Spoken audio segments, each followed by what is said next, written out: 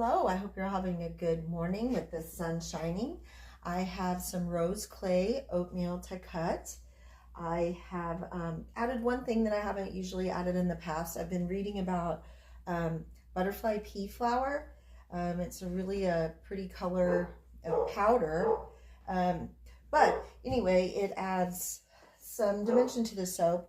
It supposedly reduces redness, inflammation, anti-inflammatory, those types of things. So I thought this would be a good one to add to the rose clay oatmeal because I make it for, for skin that's has some issues. So redness, things like that. So I thought, well, that would make a great addition to it. So interesting, when it starts out this color, and when I added it in, it turned a very deep purple color.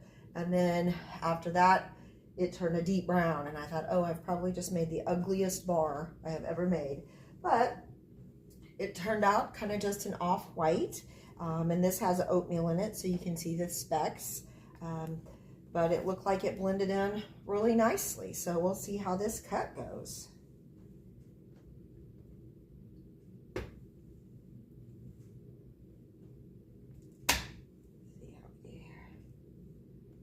Looks pretty good.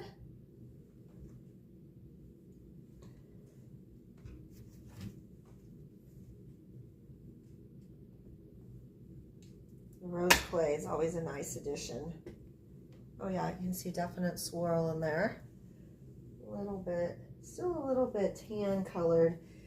Just don't know what color things are going to go sometime. And I've never used that in a soap before, so I was kind of interested in how it would come out. But as I'm cutting here, I wanted to talk a little bit about soap itself. As we go into farmers market season here this spring and summer, I always get questions about, oh, do you put lye in soap? I need some soap without lye. Well, you don't have soap, actual soap, without lye. The lye is all used up in the reaction. Soap is formulated so that it has something called a superfat to it. Superfat is how much excess oil there is after the lye, the sodium hydroxide, is used up. And that the more superfat, the more oil that is left in it. So my bars usually typically have a 5 or 6% superfat left in them. So the lye is all used up. There's no more lye anymore. Through the saponification reaction, it gets used up. So there's a reaction between the sodium hydroxide and the fats and oils and butters that are in the mix. That is called saponification. And so it will continue about, depending, 48 hours, and then it should be done, and then it cures. So the other question I get asked a lot is, do I add glycerin?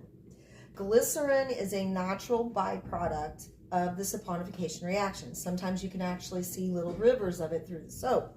But no, we don't add it. It is a natural part of the reaction, so it more than likely will have it in there. So sometimes people say, well, I bought soap without it. Well, you haven't bought soap if it didn't contain lye. Now, there is a product called Melt and Pour. Melt and Pour is already a soap base. It's already been made, and all you have to do is melt it and pour it. It's already gone through the reaction in that case. So that's different than doing a cold process soap. There is another type of soap making process called a hot process soap, and that one it's actually cooked. Instead of just letting it go through the process, people usually make that in a crock pot, something like that. So there are different processes to make soap, but soap will have sodium hydroxide in it. That's just part of the soap making process. Otherwise, it would be a detergent or something like that. So just a little bit, I get asked about that all the time at the markets and craft events and things like that. So just a little bit about that. And we're coming down to the last cuts here. It's looking good. Looks like that's something I might use again in the soap. Turned out pretty well. You never know. Looks good. And there's our little soap end. There you are.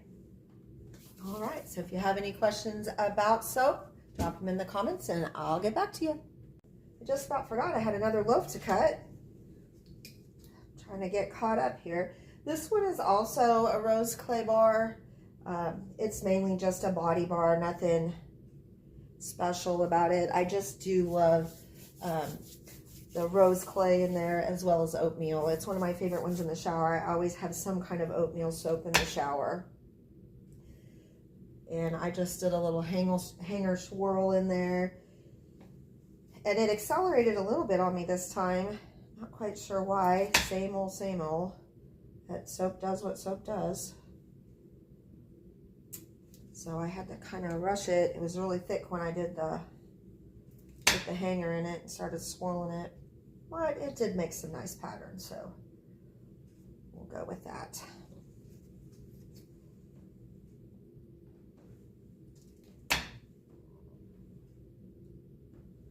It's nice to be able to start thinking about that time of year when you can start going to farmers markets again and craft fairs, just to get out and talk to people and educate them about soap. Just fun.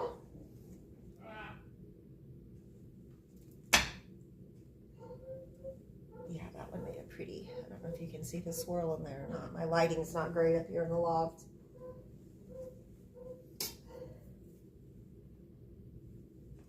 Yeah, so 2 nice bars. I always feel like you can't go wrong with oatmeal. Makes a nice one. There we go. There's the last one. Nice pretty little swirl.